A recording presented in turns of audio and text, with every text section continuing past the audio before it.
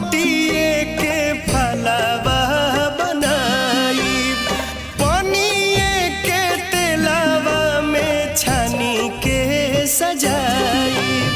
साफ बाटे चूल्हा चौकी